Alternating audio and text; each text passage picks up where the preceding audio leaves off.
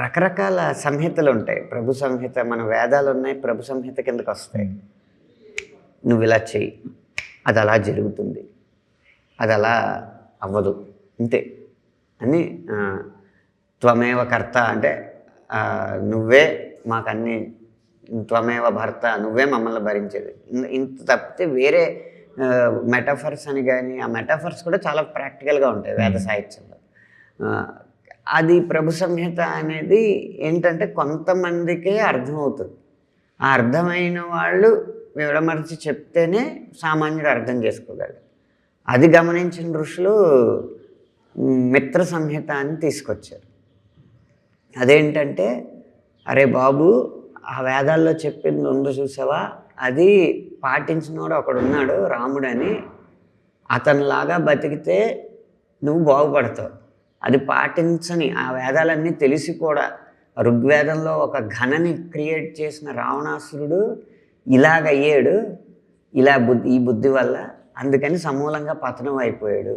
నువ్వు రాముడిలా ఉంటే బాగుపడతావు, రావణాసురుడిలా ఉంటే సంకనాకిపోతావు అని చెప్పడానికి ఒక ఫ్రెండ్ ఎలా అయితే విషయాన్ని ఎగ్జాంపుల్స్ చూపించి చెప్తాడో, అవసరమైతే గట్టిగా లేకపోతే మెత్తగా, అలా వచ్చిన ఇతిహాసాలు మనకి. అంటే జరిగిన ఉదాహరణలు తీసుకుని, జరిగిన చరిత్రను తీసుకుని వేదాల్లో చెప్పిన ధర్మానికి ఆపాదించి చెప్పారు. ఆ తర్వాత కాంతా సంహిత అంటే మన పురాణాలు, కథలు, కావ్యాలు ఇవన్నీ కూడా ఏంటంటే కాంత ఎలా అయితే ఆకర్షిస్తుందో, ఇప్పుడు ఒక మంచి చేయడానికైనా కూడా కాంత అలా ఆకర్షిస్తూ విషయం చెప్పి కన్విన్స్ చేస్తుందో, అలా ఈ పురాణాలు ఈ మెటఫర్స్ ద్వారా, లేకపోతే మనిషిలాగా ఉండి సాధించాడంటే వాళ్ళకి పెద్ద నమ్మకం వేయదు. అదే కొన్ని 10 చేతులు, 10 తలలు, ఎంత ఎత్తు, 1000 చేతులు, ఇలా ఒక పెద్ద ప్రపంచాన్ని సృష్టిస్తే వీళ్ళకి లార్జర్ దాన్ లైఫ్ వల్ల విషయం అయితే అర్థం అవుతుంది. చివరికి వచ్చేటప్పటికి ఆ ధర్మబోధే, అంతే కదా. ధర్మబోధ కూడా ఎలా ఉండాలంటే ఏదో సింపుల్గా ఉండకూడదు. వాళ్ళకి సింపుల్గా చెప్పేస్తే ఏముందిలే ఇందులో అనిపిస్తుంది. వాళ్ళకి బాహుబలే కావాలి. కాబట్టి ఆ కాంతా సంహిత ఇలా 3 రకాలుగా వచ్చినాయి సాహిత్యంలో సంహితలు.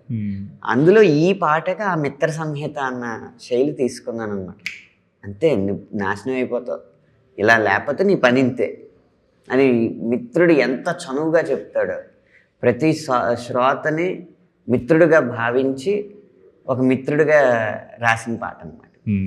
అందుకు కొంచెం మీకు శైలి ఎలా అనిపిస్తుంది అంటే కన్విన్స్ చేస్తున్నట్టు అనిపించదు, కమాండ్ చేస్తున్నట్టు. అవును, అదే మేల్కొలుపు అన్నట్లు. మేల్కొలుపు కూడా కాదు, అరే చేయరా, నువ్వు చేయకపోతే నువ్వు అయిపోతావు అనే ఒక భావన తీసుకొస్తుంది. అదే నువ్వేమైనా చేయగలవు అని ఈ స్ఫూర్తినివ్వడం కాదు, అసలు నువ్వేం పీకేవని.